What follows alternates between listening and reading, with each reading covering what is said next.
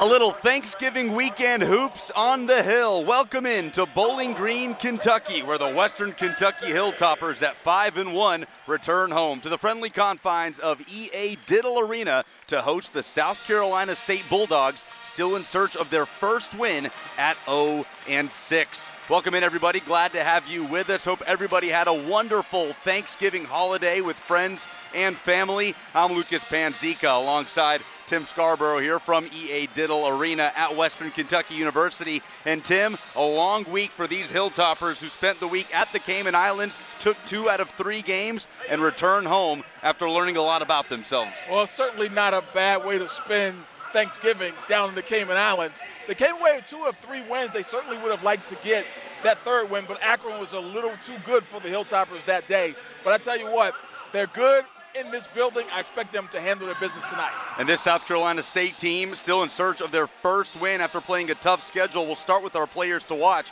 Lasan Hallam's the lead scorer for the Bulldogs. Yeah, and they'll need him to play above his pay grade, quite frankly. Just 10 points a game. He's leading them in scoring. They have a balanced attack, but, man, they need him to get to the rim. He's only taken 7 threes this year. He's a guy that gets to the rim, but they have rim protection here at the other end. And Luke Frampton, what can I say about him other than he is the hottest shooter in the country right now? 65% from downtown, and he's taken over 30. He's the only guy in the country to do so. He can continue that shooting tonight. What's important tonight for SC State to see if they can grab that first win in an upset fashion? Well, they're just going to have to play with a whole lot of energy and play together and hope some things happen. They need to find the mark. And then for Western, it's business as usual. They're in Diddle Arena. They have their fans, although it's Thanksgiving, not a sellout crowd by any stretch, but they'll play off of that energy, and they just need to play Western Kentucky basketball. It's been successful in the 7 years that Rick Stansbury has been here. It is Jamarian Sharp meeting in the middle with Dallas James for the opening tip-off, and we are underway at EA Diddle Arena as the tip is won by WKU and controlled by Davion McKnight. The Hilltoppers coming in after a win over Tulane, 71-65 to cap off the week in the Cayman Islands. First attempt of the game, 3-pointer from the top of the key, rattles out from Jarius Hamilton. You know, that's not a bad possession, though. You love dribble penetration, and that's what Davion McKnight does as well as anybody in Conference USA. He gets himself in the paint to score for himself and to find others. Dallas James, the 7-foot center, hands up top to Hallams, lead scorer for these Bulldogs. And that's a great switch right there, big to little, but Hallams did not take Jamarian Sharp because Jamarian at 7'5" is as versatile and athletic on the perimeter as anybody else. Shot clock violation, and Western Kentucky will get it back, still scoreless.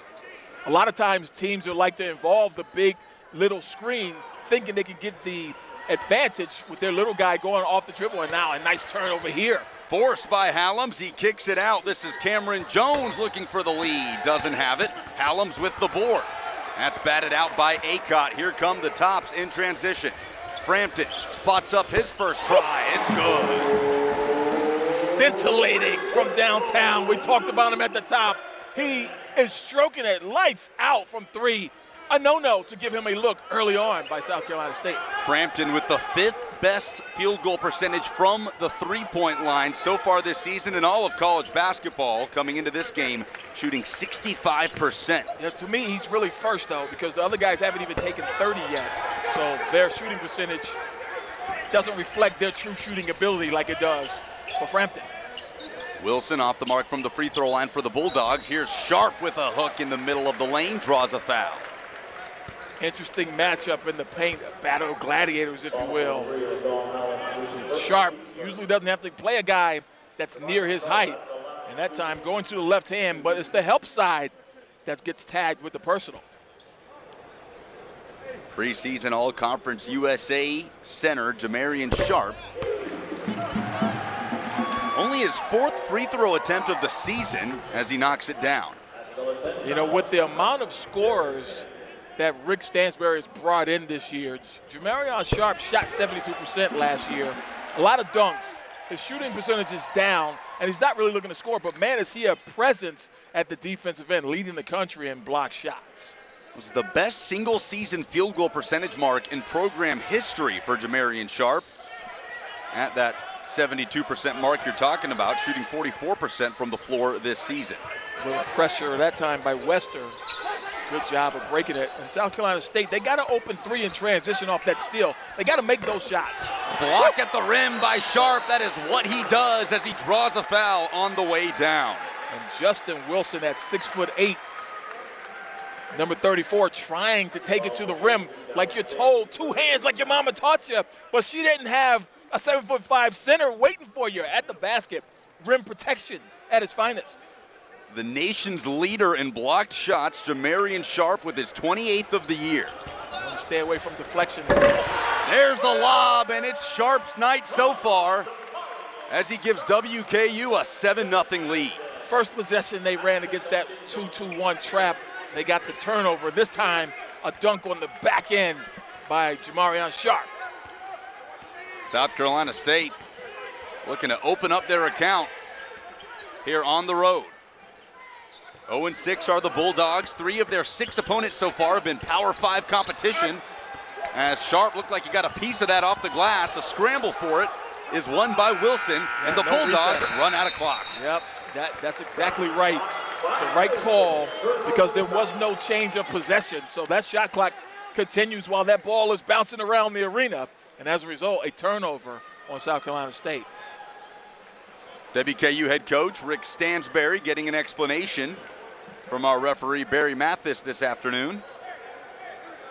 And State does a solid job with the basketball, just 12 turnovers per game.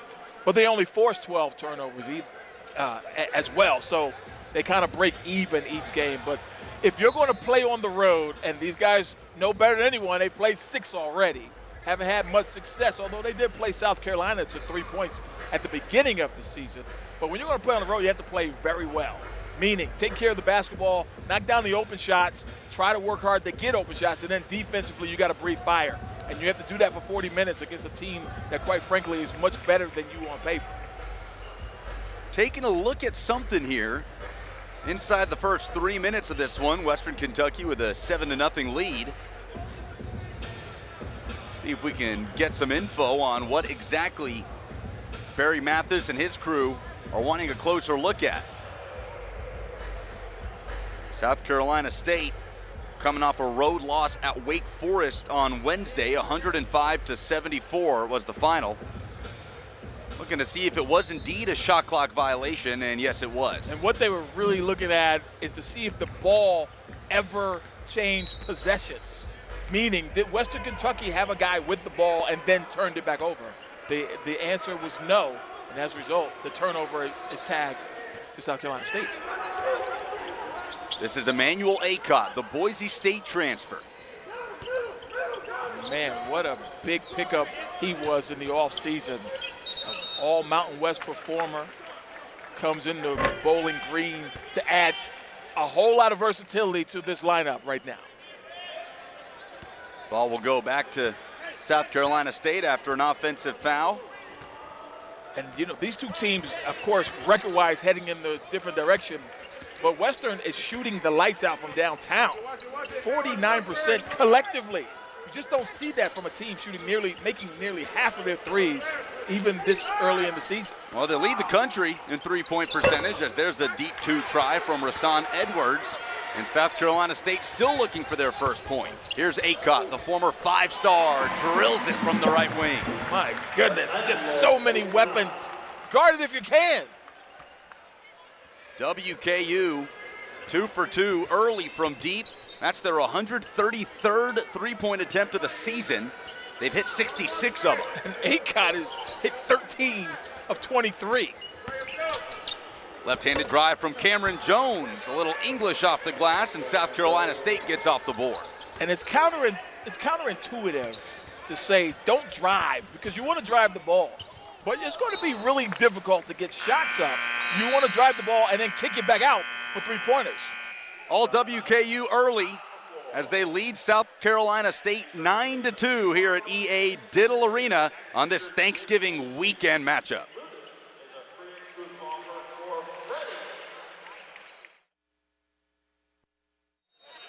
Back in Bowling Green as Western Kentucky leads 9-2 over South Carolina State. Lucas Panzica alongside Tim Scarborough with you from the Hill. Bulldog basketball after getting on the board in their last possession.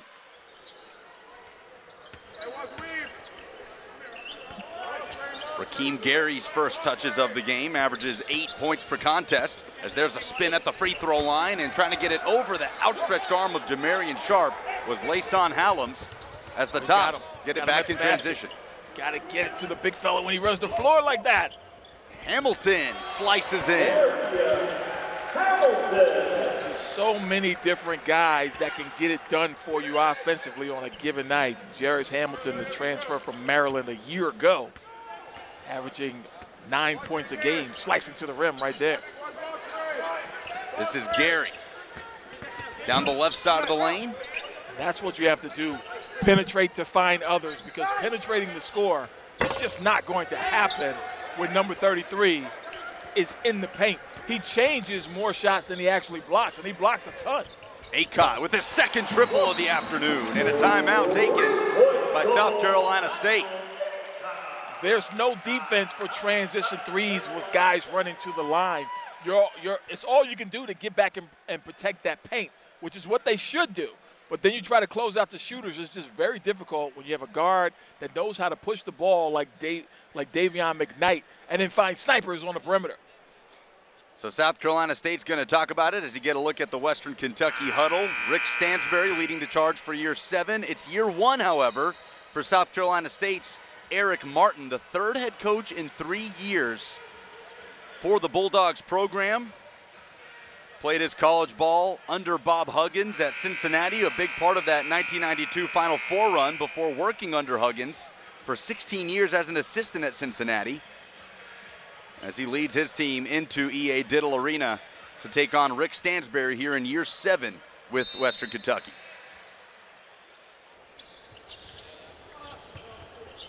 Full court press initiated by WKU on the inbound.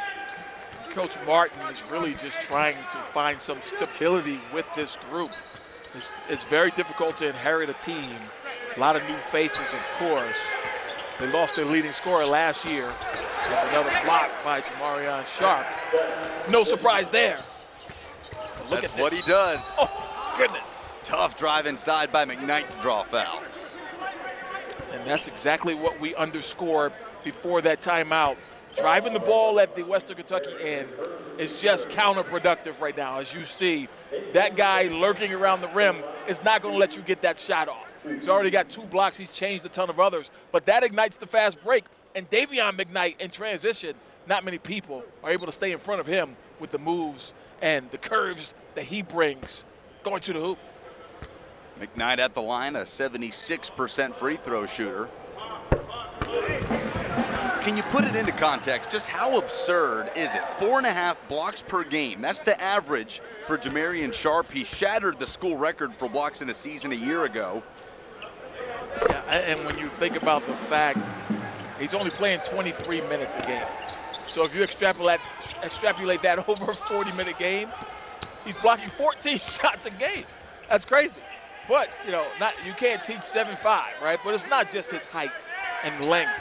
The guy's timing and athleticism is off the charts as well. So, he knows what he can do. He knows how close he can be and bait you into shots and then come and erase them. Just a terrific shot blocker. Hallams from the right elbow. Need it. Got it. South Carolina State cuts the Western Kentucky lead to 12. Sophomore from Brooklyn. They need more of that. Number 3 tonight. Sometimes he wears number 0. But he's going to need to knock down some shots from downtown. Again, he's only taken 7 on the year. He's a guy that drives, but tonight is not the night to be driving. Acott looking for his 3rd make from downtown. Can't get it to go. Here's Rakeem Gary on a deep 2. Rims out. Yep, the mid-range game is going to be key. That's where your open shots will be, and then dribble penetration kick to open threes. Foul forced by Emmanuel Acott. Called on senior guard Jordan Simpson of South Carolina State. Changes coming for WKU. They will empty out a good portion of the bench here. Tyrone Marshall, the junior out of Nashville, on the floor, transfer in from Colby Community College. As the inbound will be triggered in by Jordan Rawls.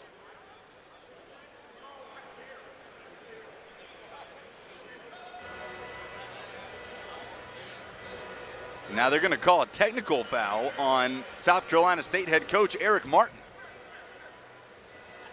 So Martin, a little chatty on the sideline, and Frampton will shoot free throws. He's been chirping, and some with good reason, but of course the frustration level has to be a 10 for that coach right there.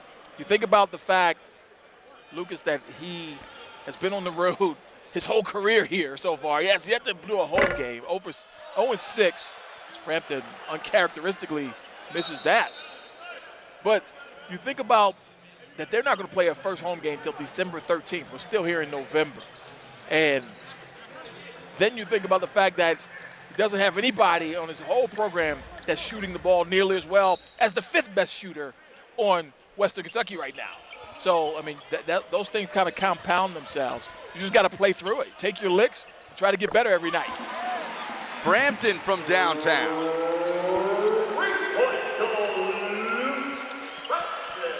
Top 5 in three-point field goal percentage in the country.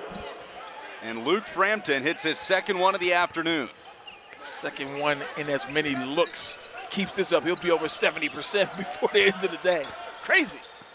Another block for Sharp. Make that 3. Here we go. Reward the big fella. Leave it for him. Lander in transition. Puts too much on it off the glass. It'll stay with the tops.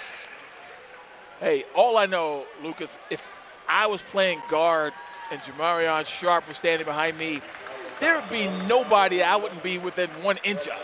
Because I'm not worried about getting waxed off the dribble, because you got this guy, number 33, waiting, lurking, protecting that rim. And then look at him get down the floor. Reward him. Sharp heads to the bench, replaced by Falu Jun. As a corner 3 from Frampton. Nothing but net on a good look from the inbound. And I think about the freshman year that Luke Frampton had at Davidson. I used to cover the Atlantic 10 when he played. 100 threes as a freshman in that league. You knew he was one of the better three-point shooters. So when he came here, he struggled. He was 1 for 19 last year before he got it going, and actually got his percentage close to 40% on the year, which really tells you how well he was shooting. And that has carried over tremendously into this season, where if you give him any look, it's down. 6th-year player, transfer from Davidson, as you mentioned, as a reverse layup for Rakeem Gary is good, but WKU down the floor in a flash, and Lander can't connect on a catch and shoot. And everyone is shocked that the ball didn't go in, right? Another 39% three-point shooter in his own right so far in the early going. 11:53 remaining in the first half, and it's all tops here at Diddle Arena. 22-6 as South Carolina State tries to hang in on the road.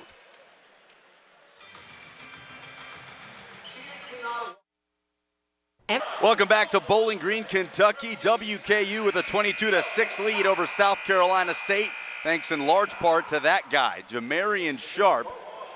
Early on today, it's a block party here on the Hill. And how about this?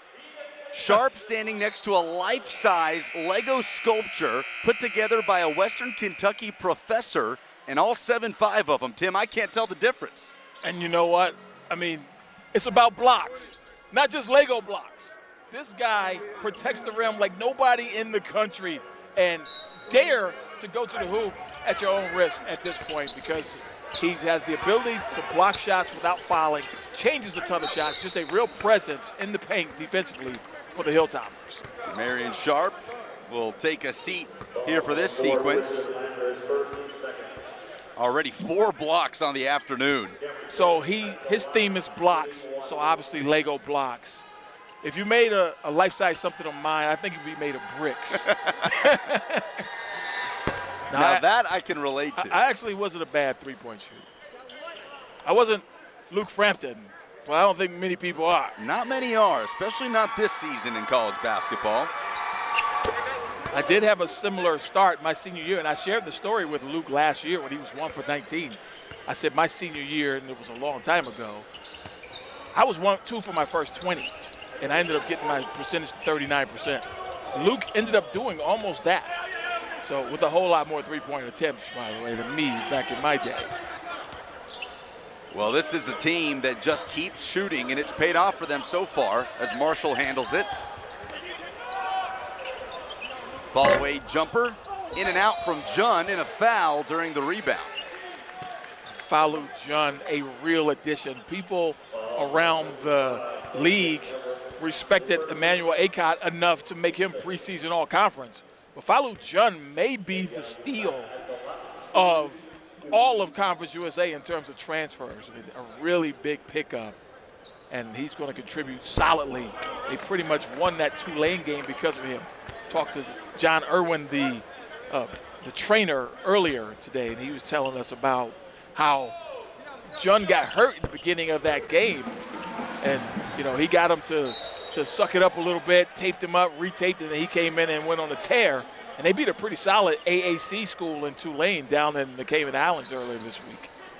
Jun played a big role in that as WKU looks to make it 3 wins in a row here this afternoon.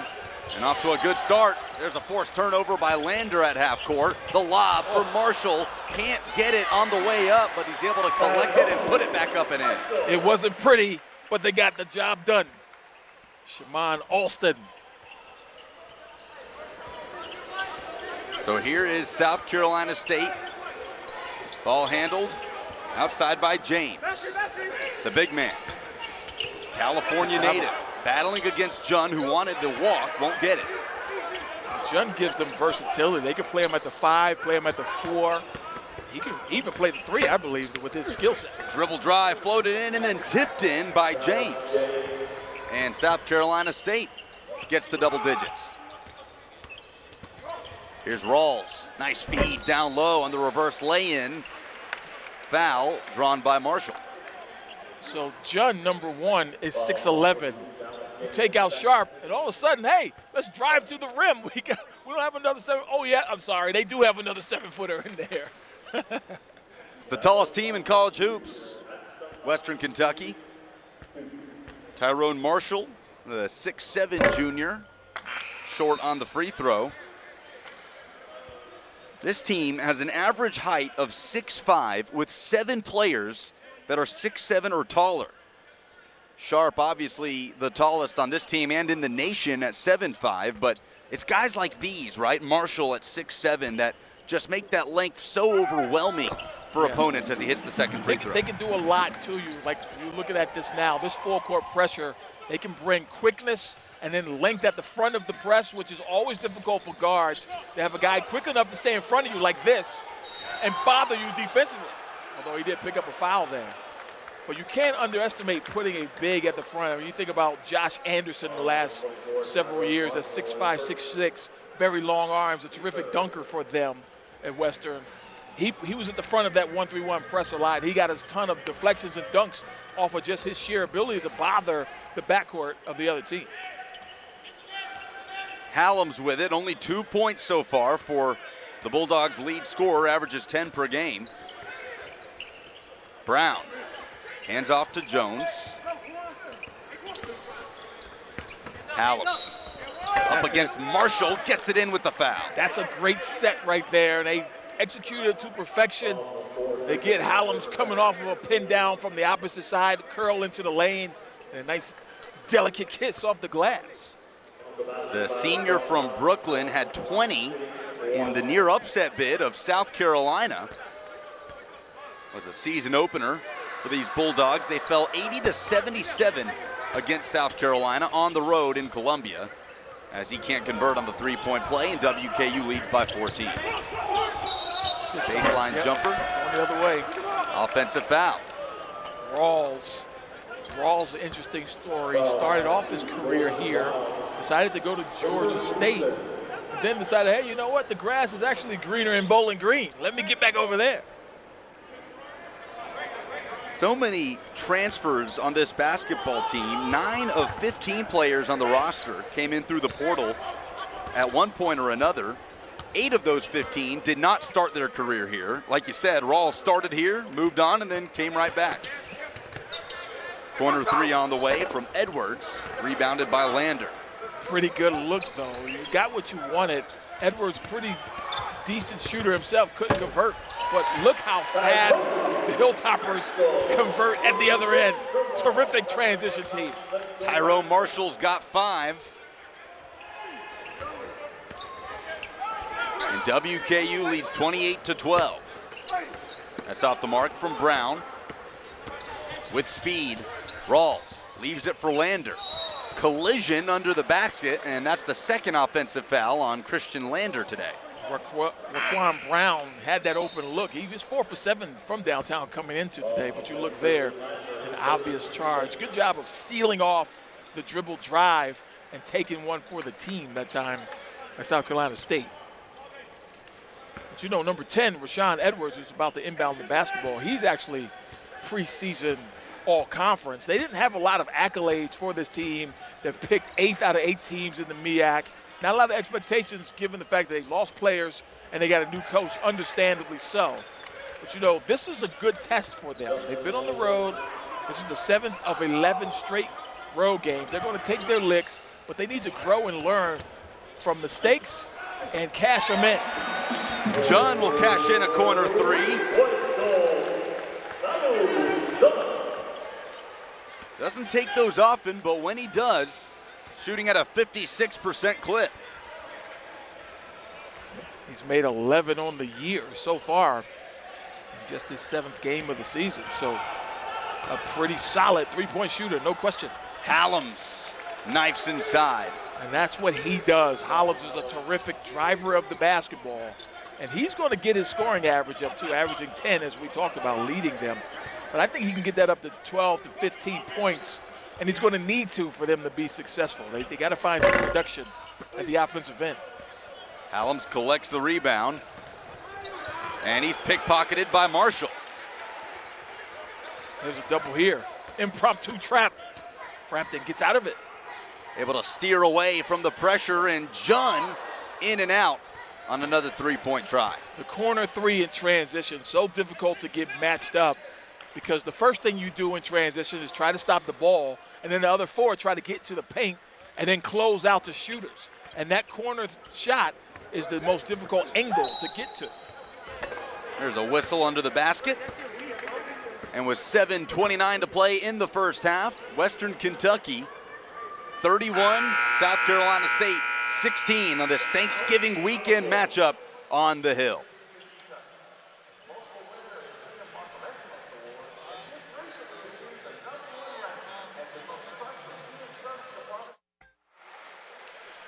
Not a bad way to spend your Thanksgiving week for Western Kentucky as they lead 31-16 over South Carolina State. Just got home on Thanksgiving Day from the Cayman Islands, where they took 2 out of 3 at the Cayman Islands Classic. Lucas Panzica, Tim Scarborough with you from EA Diddle Arena.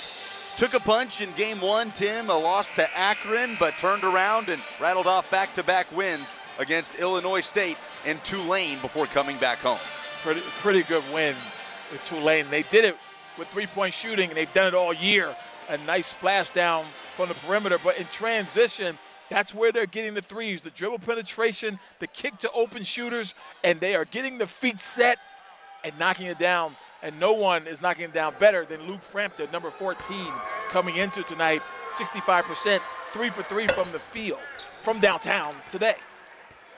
Raekwon Brown at the free throw line after the foul by Davion McKnight.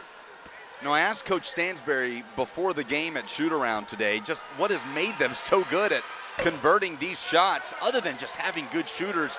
He said the speed off the dribble, the biggest difference with this team as they lead the nation in three-point percentage at a 49% clip. Yeah, and you know, they're getting the open looks, but you still, to knock it down at this clip is just remarkable. When you think about they're shooting nearly 50% from downtown. It's a really nice defensive effort right there by South Carolina State. They forced a 10-second violation. Actually, an offensive foul there off of Luke Frampton, but that's what happens when you try to speed the guys up and make them do something that is out of character, and they get the turnover there. So South Carolina State trailing 31-17 on the road as they have been so far all season.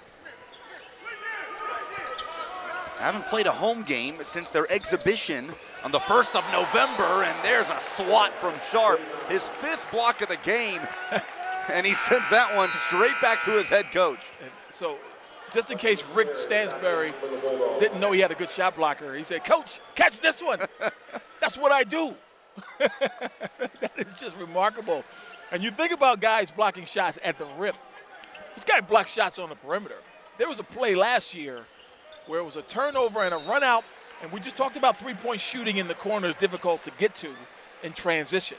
He not only got to a guy, he blocked the shot into the seats after scoring after trying to get a rebound at the other end. So he ran 94 feet, got himself in the paint, and then closed out to a shooter and blocked the shot. Just a remarkable defensive play.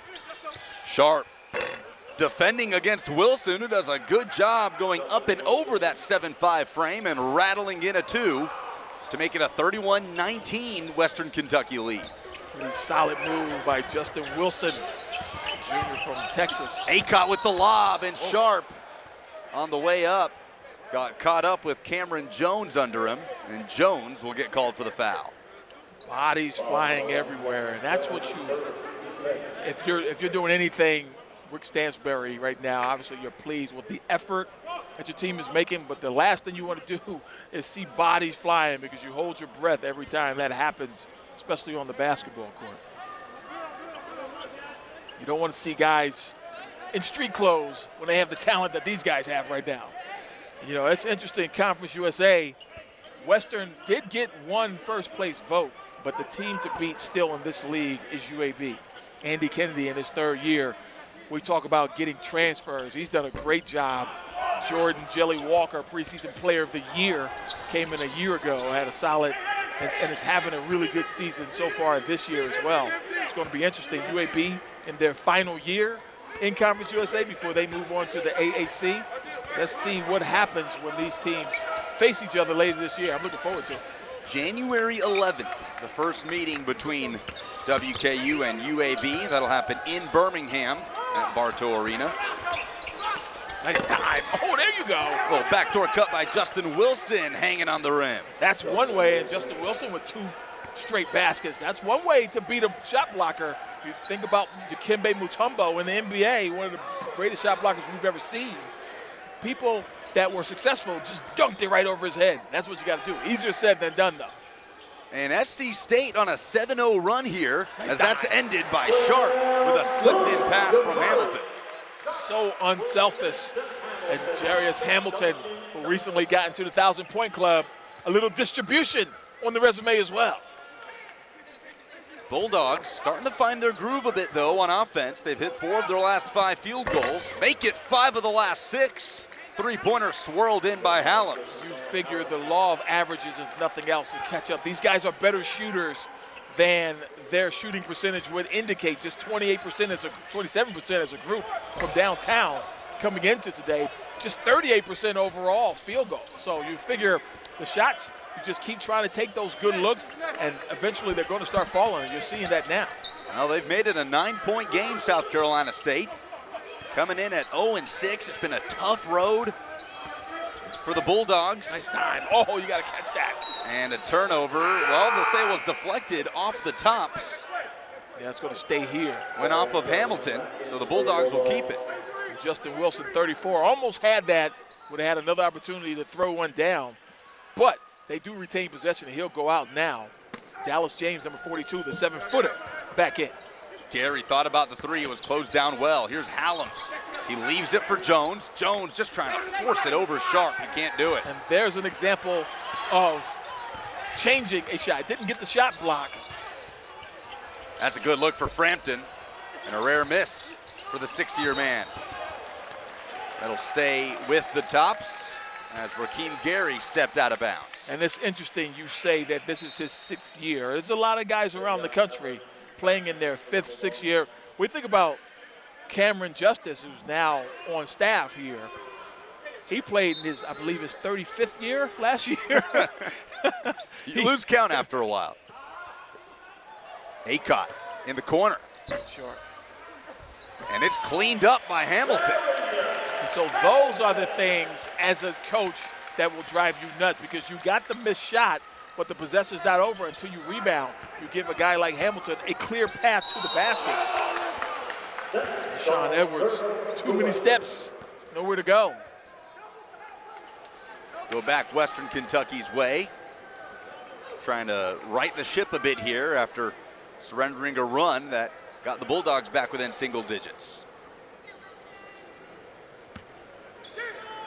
Rick Stansberry wasn't shy about the matchup in front of him today for his team.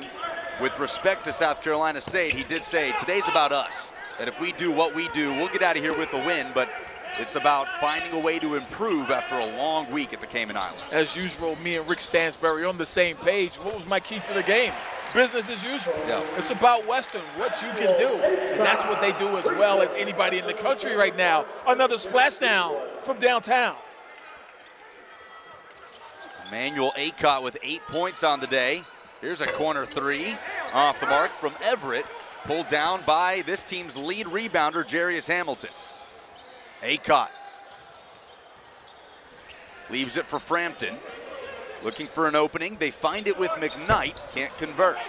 Davion McKnight doesn't really pull the trigger from downtown. Look at this transition opportunity. Hallams with speed gets it over Frampton. And that was a great job of turning potential energy into kinetic energy. Great job getting down the court and a finish by Hallams. 11 points for Hallams as Frampton misses another one from deep and a foul on the way down.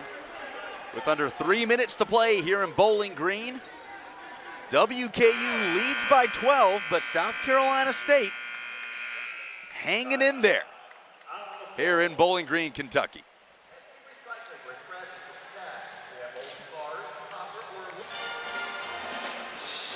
Welcome back to EA Diddle Arena. Western Kentucky leads South Carolina State 38-26 here in Bowling Green. So it's been a good week for this program.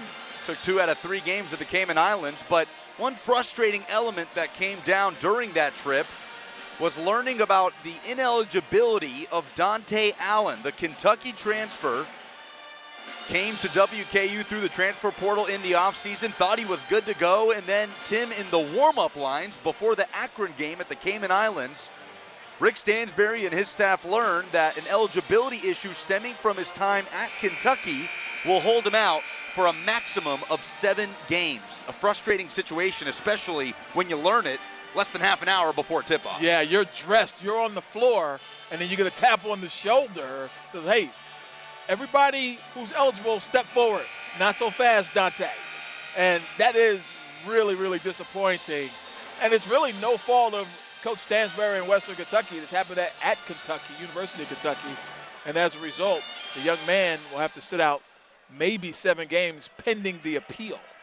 Was a 4-star prospect in the class of 2019, Kentucky Mr. Basketball in March of that year. And coming in, he's going to have to wait until, as of right now, the South Carolina game that WKU will play in Columbia December 22nd. But if he does indeed miss the maximum 7 games, then he would miss that Louisville matchup on the road. So a tough situation for Dante Allen and this coaching staff that, as you said, had nothing to do with whatever issue led to him playing while ineligible as a Wildcat. And I tell you what, you talk about Louisville. Kenny Payne is having a whale of a time right now getting it going up there. Sharp looking for what would be a 6th block of the afternoon. It has been tough sledding for the Cards this season so far. And, you know, you mentioned Dante Allen, Mr. Basketball in Kentucky. Bowling Green has kind of been a destination for Mr. Basketball in the last decade or so. Allen is the 10th Mr. Kentucky in the program's history. That is tied for 2nd most in all of college basketball. 5 of those 10 have played for Rick Stansberry, and Allen's not even the only one on this roster. You see number 20 in white, Davion McKnight, another one of those guys out of Shelbyville, Kentucky, as the free throw is missed by Rashawn Edwards. Front end of a 1-and-1. Those hurt you when you're trying to, again, play above your pay grade and trying to get a win on the road, upset, all of those things add up if you can convert. WKU up 12. McKnight working against Edwards. Lobs it up for Sharp. Marion Sharp gets into double figures. What a luxury. A bailout that time. Davion McKnight, he's been dishing out assists, leads the team, but he's got 24 turnovers to go with the 28 assists. But when you have a 7'5" guy who can catch and finish, he's not just big. That's a great luxury to have when you're in a jam like that time. Hallams, after the offensive rebound, tries to craftily get it around Sharp. That's all you can do. You can't take a conventional shot, and as a result, you're not going to make that shot because it's not something you're used to taking. I mean, the chain shot is just as big as the block shot sometimes. Frampton in the lane to Nice McKnight. find. Wide open look for Jarius Cash. Hamilton. And if you want to know the anatomy of shooting high percentage shots, you saw that on display right there. Dribble penetration, you get the ball into the paint, and then you kick it out. The defense has to collapse because they don't want to give up the layup. And then a long closeout to a terrific shooter, a knockdown from downtown. WKU has ballooned its lead to 17. Triple try from Gary, in and out. It's been that kind of year for this team. Good looks on the perimeter, everything but.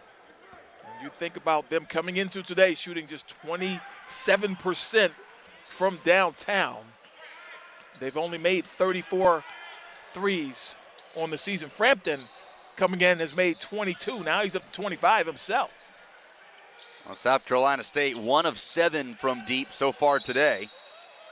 As there's a foul outside on Cameron Jones against Western's Emmanuel Acott. And if this was fantasy football, Coach Martin would be begging Rick Stansbury to give me just one of these guys. I'll give you 4 of these guys for one shooter. Because really, one good shooter right now, and that's not to say South Carolina State doesn't have him. I think they do. They're just not shooting right now. But one of those guys gets hot, it changes the complexion of the game. It's kind of like in football when you have a wide receiver that is capable of taking the lid off that back end of a defense. You don't have to throw it down there all the time, but now they have to account for him, and it gets other people open. Right now, there's nobody in Burgundy that you're really worried about knocking it down from downtown. So defensively, you can be a little bit more aggressive. Of course, Western has the ultimate shot blocker at the back of their defense, so they can be a lot more aggressive on the perimeter. It makes it tough.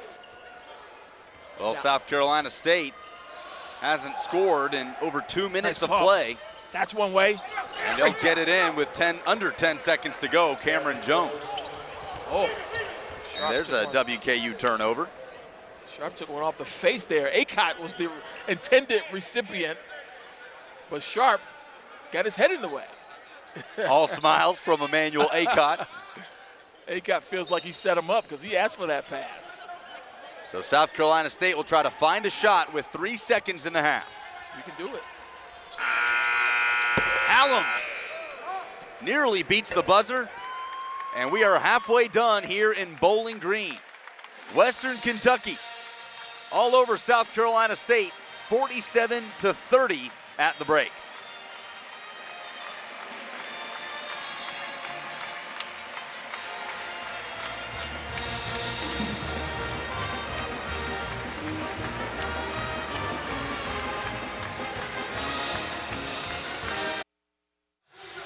Ready for second half action at Western Kentucky University as the Hilltoppers lead South Carolina State 47-30 at the break. Lucas Panzica with you alongside Tim Scarborough here courtside on ESPN Plus. Glad to have you with us on this holiday weekend. Tim, business as usual coming in for Western Kentucky, but what do you think the conversation was like in the locker room with head coach Rick Stansbury and his players? You know, Rick, he's got a lot of positive things to say about his group, but he's going to find something to keep them focused.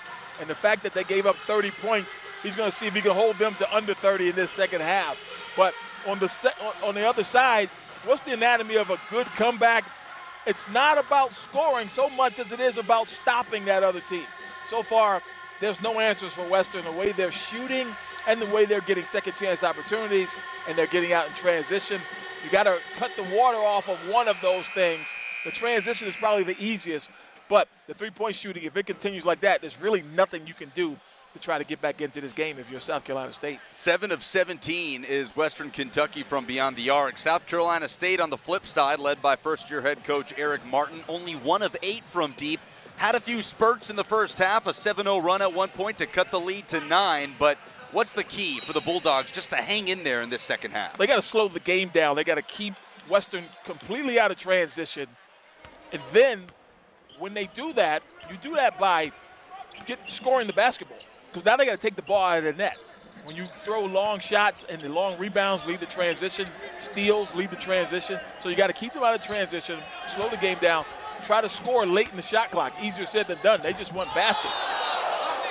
Jamarian Sharp with the rejection, and that's his 6th block of the afternoon. And possession as well. This is crazy.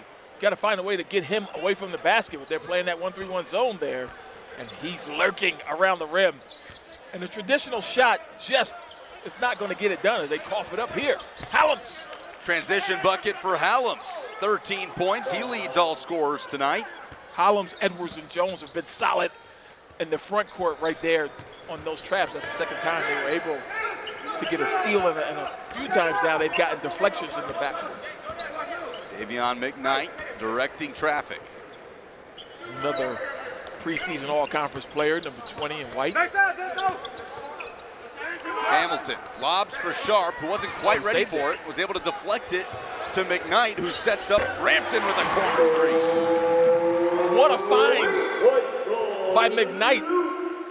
Frampton just lurking in the corner by himself, and all of a sudden the ball materializes in his hands. He knows what to do. Another splashdown from 3. That's 4 assists for McKnight, leads this team in that department with just under 5 per game, as Sharp gets a piece of it again. His 7th block of the afternoon, and Hamilton with a transition throwdown. We talked about not letting Western get out, and so far already you see transition opportunities and three-point shots, something that continued over the first half. Western Kentucky with its largest lead of the night, 52-32. Jones trying to shake Frampton off the mark on a fall away deep 2. So you got to stop the ball, you got to get matched up. Oh, bullet pass from Frampton leaks out to McKnight. Bounces it into a turnover. SC State with numbers, and it's a foul by the trailing Luke Frampton. Check that, Emmanuel Aycott called for it. And a really good foul to negate a short 2 at the other end, a giveaway by Aycott. But it starts with the loose change around the basket. McKnight with nowhere to go, threw it right into the hands of Hallams, who ignited that fast break. But even there, South Carolina State doesn't even get a shot because of smart play by Aycott. Only the first foul for the former Boise State Bronco. Yeah, played for Leon Rice out there in the Mountain West. Had a really good year last year. His team did too. Won the regular season and the Mountain West championship in the tournament. Aycott, a big reason for that. Averaged just under 13 points per game throughout the course of last season. As Jarius Hamilton gets into double figures, the 4th Hilltopper to get into double digits today. There's a shot that has to go. I mean, you're wide open. Cameron Jones found himself behind that arc, just couldn't convert. But you need all of that and then some to get back into a game. Now, I was watching a game last week. Team was down 52-26, getting doubled up, and they go on a 26-0 run. That team happened to be my alma mater, Liberty. But it was a most improbable comeback I've seen. Ended up losing that game to Southern Miss, a former Conference USA team now as they've moved on to the Sun Belt. Nice transition there. Poor transition defense by the boys in white. A 45-foot pass by Edwards, and Hallams with the finish. He's got 15. We talked about Hallams, number 3, playing above his pay grade. He's averaging 10. Got 15. They'll need him to carry the load offensively. But right now, it's about getting stops, and now a rare zone opportunity for South Carolina State, 2-3. McKnight kicks to Hamilton. Frampton in front of his bench. I mean, did we all know that was going in when it left his hands? I mean, it's just so pretty, the rotation, the arc, the splash. We're all getting wet tonight. He is 5 of 7 from deep, all 15 points from beyond the arc for Luke Frampton. And that'll be WKU basketball as it's all tops early here in the second half, jumping out to a 15-36 lead here at EA Diddle Arena.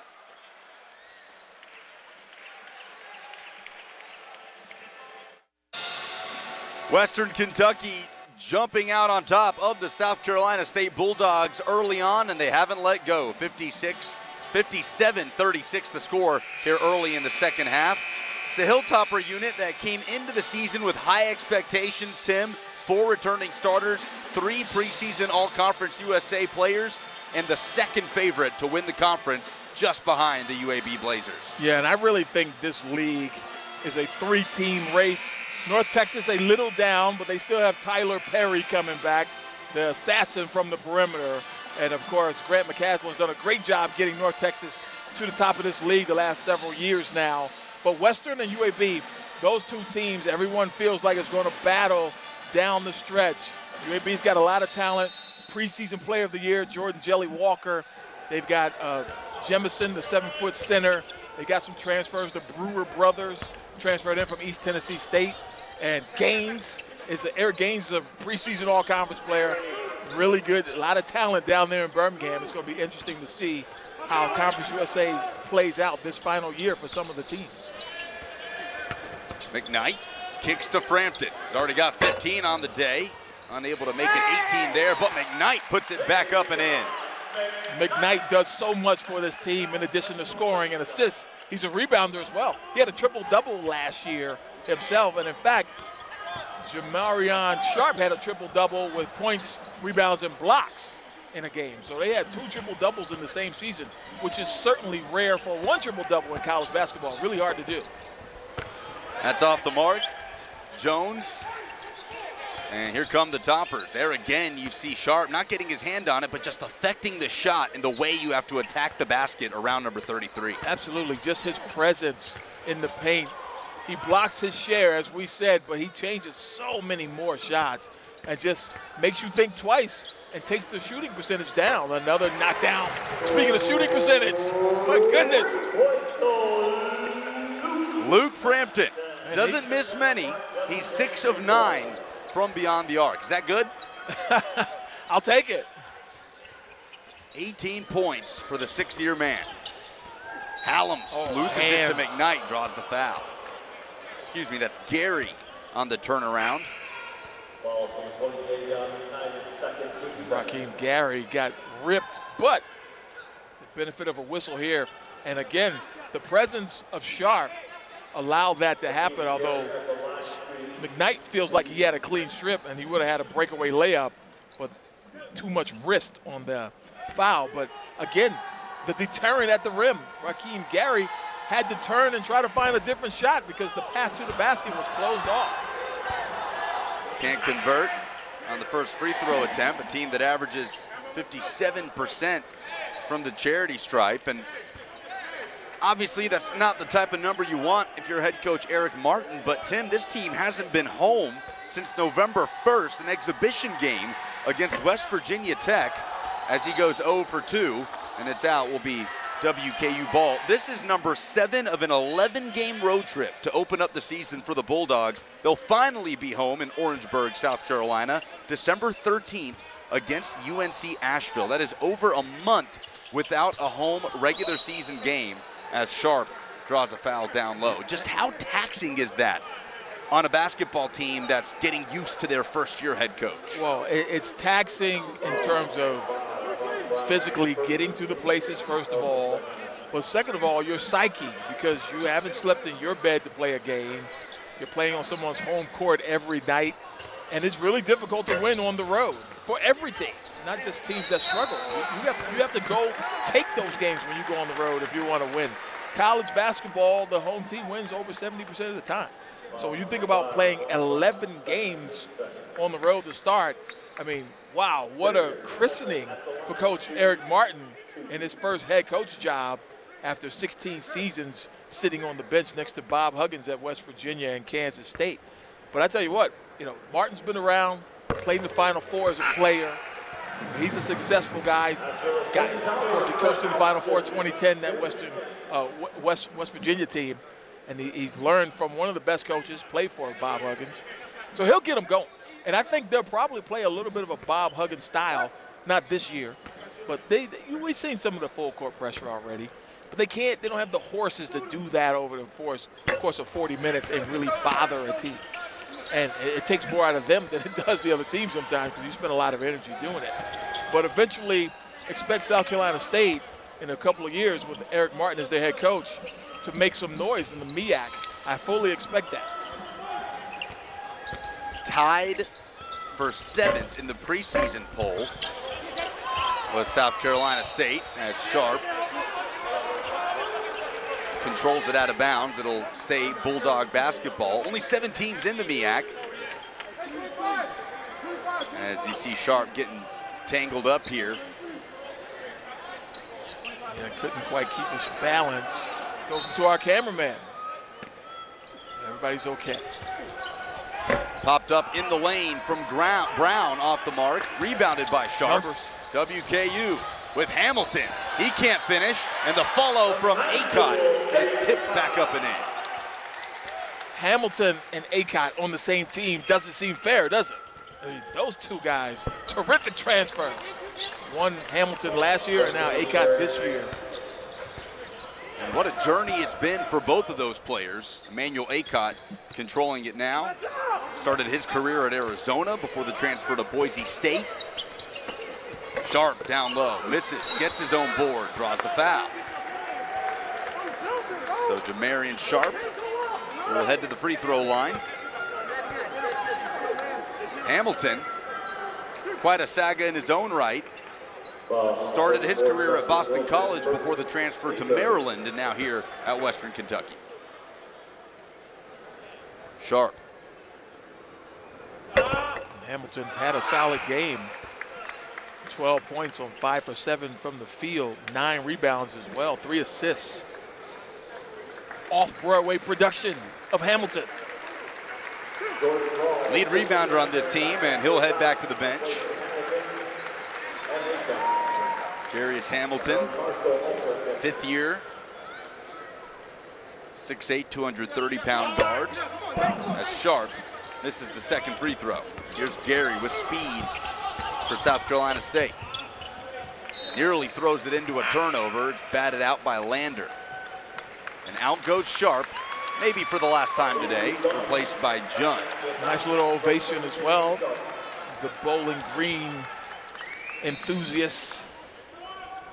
Partisan crowd here, of course.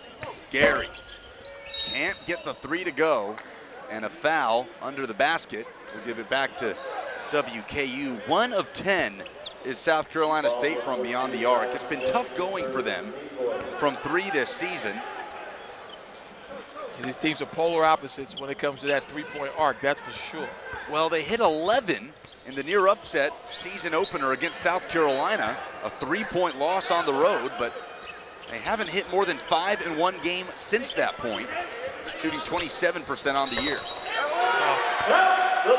There's a 3-point play opportunity for Tyrone Marshall. They call him the junkyard dog of this team. Pure effort player. Was a finalist for Mr. Tennessee basketball back in 2020 at Pearl Cone High School.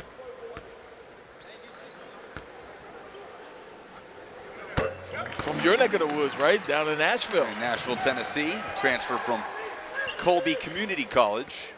And he's got 8 points on the day. It used to be that you could only hope to get a guy that good in the transfer portal. Now you have all conference players, guys who have played 3, sometimes 4 years and still eligible in that transfer portal. I mean, Rick Stansbury is swiping right a lot. There's a lot of matches in that transfer portal for Rick Stansbury. 9 of 15 players on this roster came in through the portal at one point or another. 6 of them in this past offseason alone.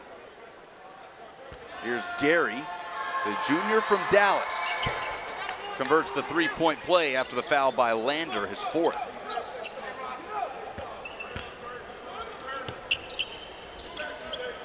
(68-41) for WKU. Lander spots up a three.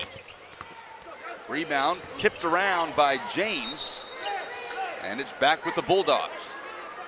So what is there to like here if you're South Carolina State head coach Eric Martin? I know the threes aren't falling, but it feels like they've played a really tough brand of basketball today. And that's all you want to see. You want to see improvement. You love the scoring production to increase it. They're averaging 68 points a game, so it's not like they can't score. They just have a lot of guys scoring 6, 7, 8 points a game. But to me, I think the formula in college is to have one or two really reliable scorers. That gets you over the hump, and then you get those other guys that pour in their 6 or 7. But you need those reliable scorers. They just don't have it just quite yet. WKU certainly does. They've powered them to a 68-41 advantage here at EA Diddle Arena with under 12 minutes to play.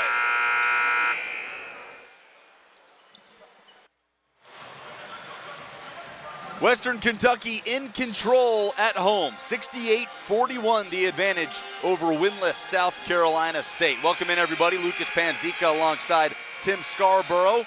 Special night for that man. Fifth-year senior Jarius Hamilton was honored pregame for becoming the latest in a long list of 1,000-point scorers in WKU history. He crossed that mark in the win over Indianapolis 68-50 back on November 15th. And Jarius Hamilton tonight, nearly a double-double. If he can get back in there, might get a shot at it. Don't know that he will, Tim, as he's up to 12 points with 9 boards. Still 12 minutes left. I think we'll see a couple of those guys come back in.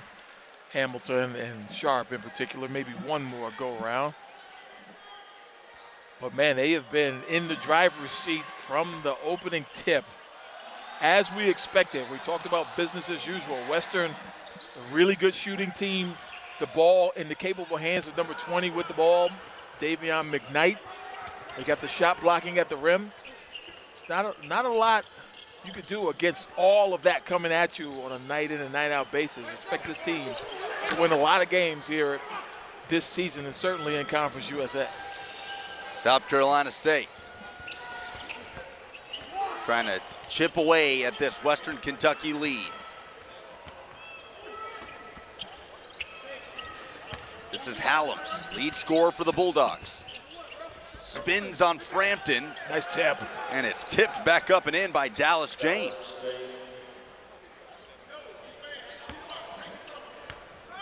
$14-point lead for the Tops.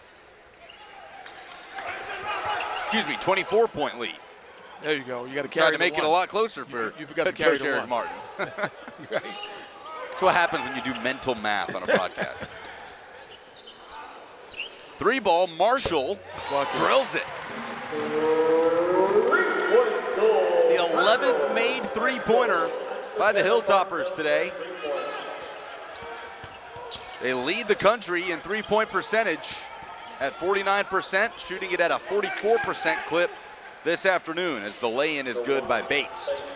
They make 11 per game as a group too. So not only are they shooting a good percentage, they make their fair share over the course of a game.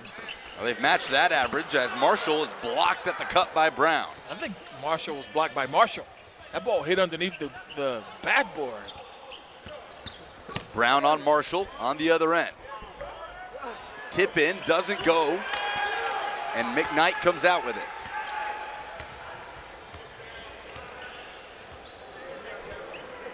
Davion McKnight, guarded by Bates. Wide open look for Tyrone Marshall, swirls it in. Davion McKnight just understands how to play the point guard position. Breaking down defenses with his nifty dribbling and then finding the shooters on the perimeter. And boy, are they cashing it in at a fairly regular basis from downtown. 74-46 with under 10 minutes to play. And Tyrone Marshall has a new career high as a Western Kentucky Hilltopper with 14 points. Was previously 7 Quiet 14 doubled it up. too, isn't it? That's right. He's only taking 6 shots tonight. 5 for 6 from the field. Back-to-back threes get him to that mark. Here's a spot-up opportunity for Rawls. Can't get it to go. Marshall fighting for the rebound. Davion McKnight is flirting, I guess, getting close to a triple-double. He's got 7 rebounds and 9 assists, but only has 5 points, but he can make that up in a hurry. I think of the triple-double, the points are the easiest one. Brown for Hallams.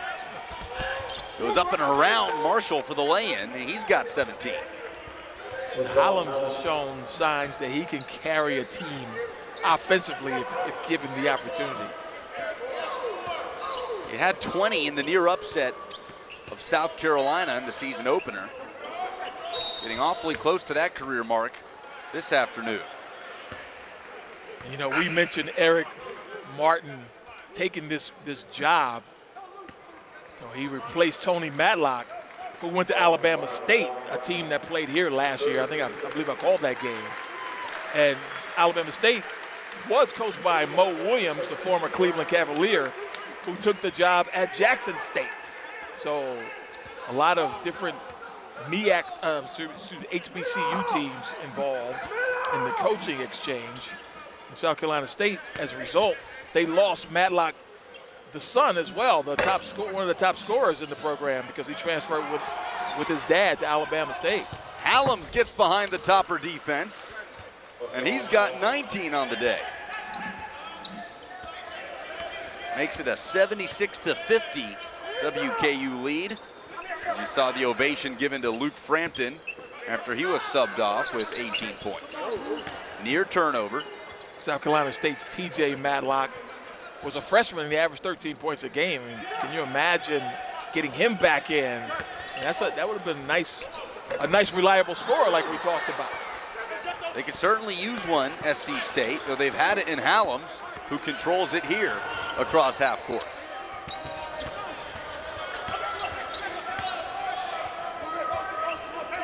Jones bounces into Hallams, a clear path to the bucket. Great screen, and as a result, easy layup. But Rashawn Edwards kind of set a back body screen and a nice curl to the rim by Hallams. Little 6-0 spurt by Hallams, and Acott answers it with a triple. So many weapons in white.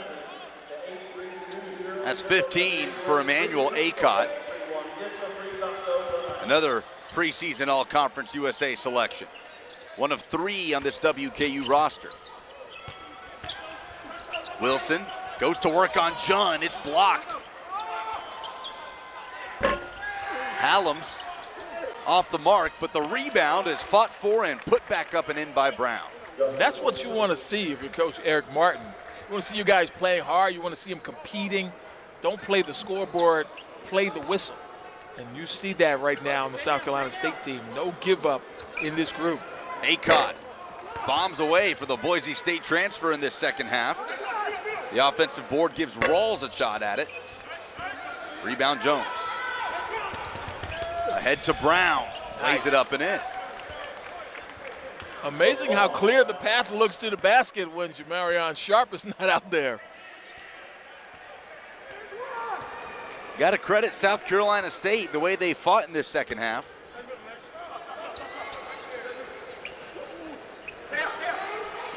Junn with a contested try. And Hallams grabs the board. How about your 6'11" center spotting up from 3 on the perimeter? That's what basketball is today.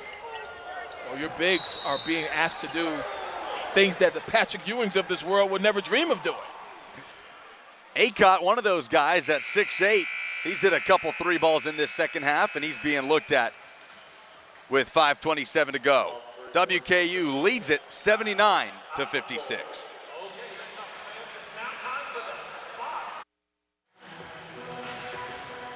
Welcome back to EA Diddle Arena, where the Toppers lead South Carolina State 79-56. Lucas Panzica alongside Tim Scarborough with you on this Thanksgiving weekend. Emmanuel Acott taking a bit of a shot there on that last sequence, but good to see him back out on the free throw line. And what a luxury it is, and what a rarity it is, Tim, to have a former five-star prospect come your way via Boise State, and now he's on what will be his third destination in college basketball. It's just different now. Guys play a whole career and then get to transfer and help out a team, possibly get them to the NCAA tournament. This league will be interesting. The Conference USA has been a one-bid league since about 2013. So, that's back when Tulsa and those teams were in the league, kind of what the AAC is today, the American Athletic. But, it would be interesting to see what happens depending on how dominant UAB and Western are this season. If that perhaps they do get two bids, awfully difficult to do that. Nice pump. Pump fake and drive. Even better recovery. Fouled from behind. Justin Wilson draws the foul on Sharp, who thought he might have had his millionth block of the afternoon. and that was a pretty solid recovery, because Sharp, anytime you get a guy to leave his feet, normally he's not at the rim waiting for you, but there's an exception to every rule when you're looking at him at number 33. Ends up being the first foul on Sharp. And that's amazing, isn't it? He blocks all those shots, goes after so many guys driving, but he does a great job of not blasting into the player with his body. Yeah, you wonder if you're Rick Stansberry, which number are you more impressed by? 7 blocks or 1 foul at this point in the game? Yeah, you'll take the 7 blocks. That much more impact. But yeah, you're encouraged by the fact that the guy doesn't get in foul trouble. McKnight backing into Wardlaw in the game for the Bulldogs, and he draws a foul.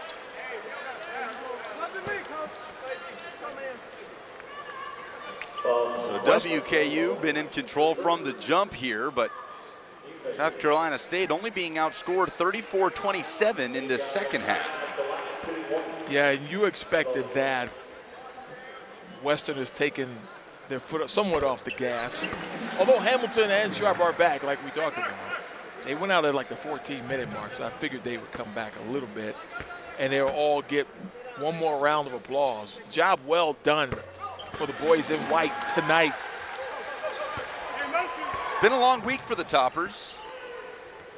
Went to the Cayman Islands last Friday, spent the week there, lost the opening matchup to Akron, and bounced back to beat Illinois State and Tulane and finish 5th at the Cayman Islands Classic.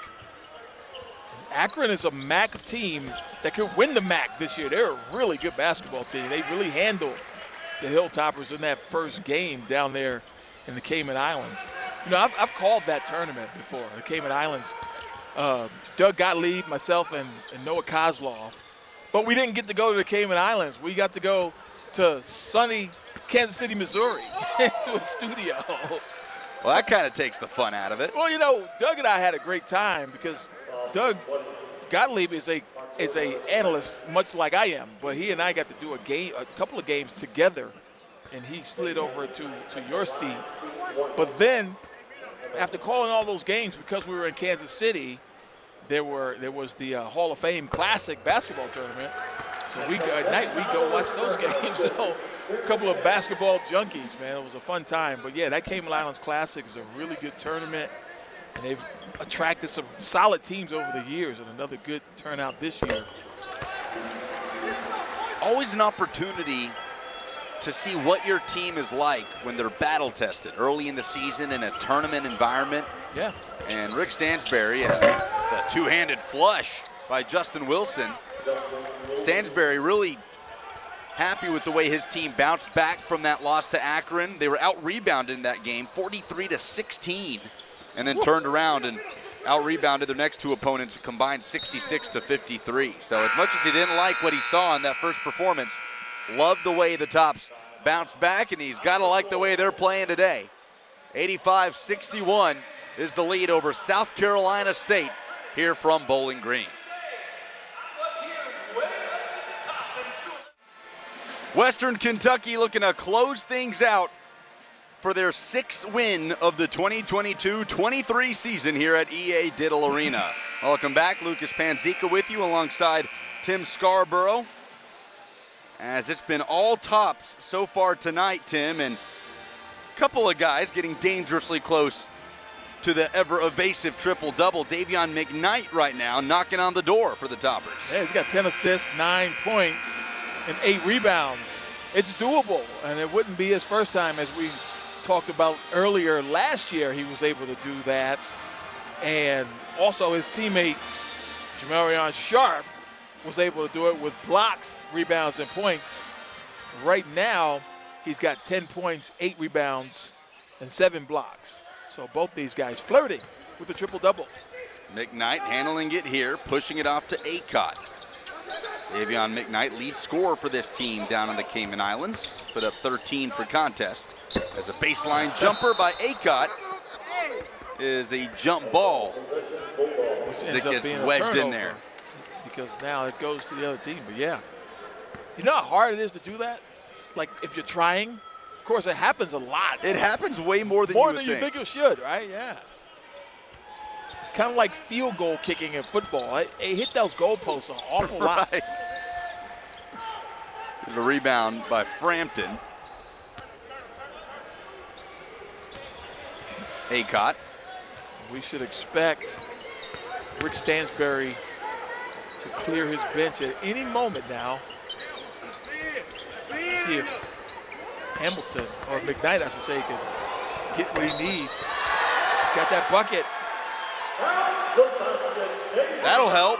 So there are the points. He's got points and assists. He just needs 2 rebounds now.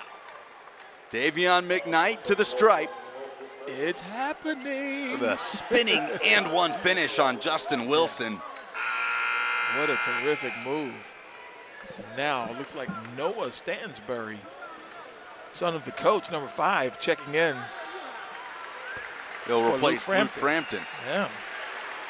So McKnight at the free throw line, a 76% shooter. So you say, son, go in and do what Luke did. Be to the tune of 18 points and quite a few three-point makes.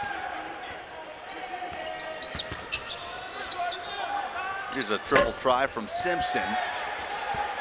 And South Carolina State still with only 1 three-pointer made today on 13 attempts. Yeah, it really is the story of 2 teams going in the opposite direction in terms of wins and losses, but it's underscored really a lot at the three-point line. Probably the best three-point shooting team versus one of the poorest. Sharp unable to keep it in. And it's interesting when you look at what this team was able to do on the road at an SEC opponent to start the season. 11 threes made at South Carolina. Yeah, and you got to give Lamont Paris some time too, the new head coach at South Carolina. Of course, Frank Martin no longer there.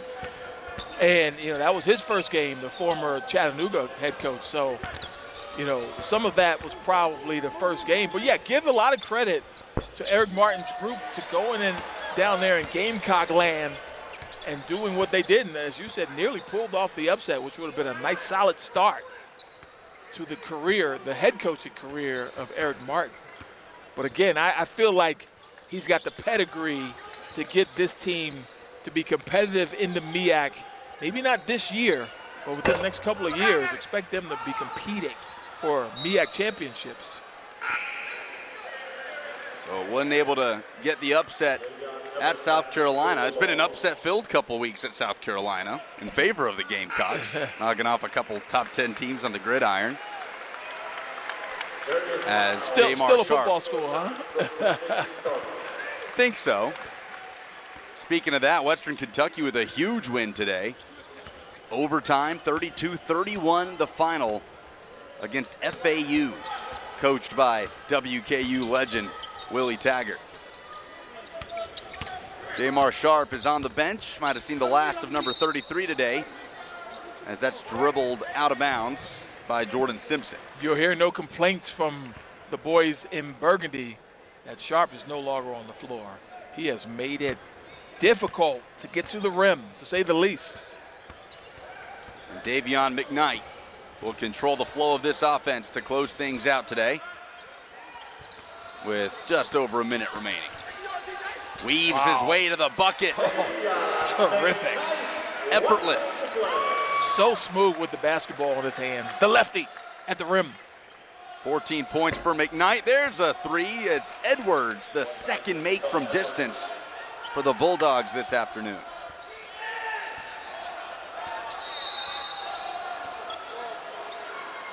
And now Rick Stansbury will empty out the bench.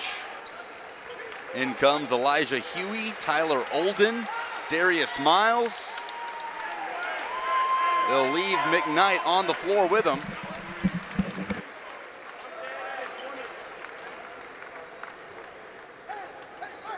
Correction, McKnight will leave the game. He's replaced by Jalen Dorsey. So the starters' day is over for Western Kentucky with about 45 seconds to go and a 90-63 lead. That was established from the jump and has been controlled throughout by the Tops. Olden. Little 10-footer doesn't go. Miles earns the foul after the rebound. So Tim Scarborough headed to the floor where he'll chat with the WKU player after the final buzzer here in EA Diddle Arena. Quite a luxury for the tallest team in Division I basketball to put in Miles, who handles it here at 6'10", with under a minute to go to see out a near 30-point lead. Here's Miles with the left-handed hook. Gets his own board and draws another foul on the way back up. The transfer from Odessa College. Averaged just 3.7 minutes per game as a junior, 6'10", 250.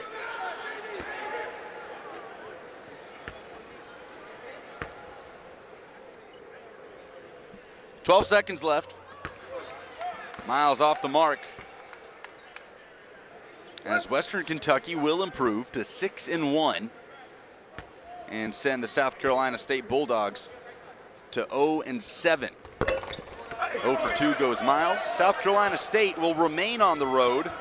We'll head to East Carolina up next.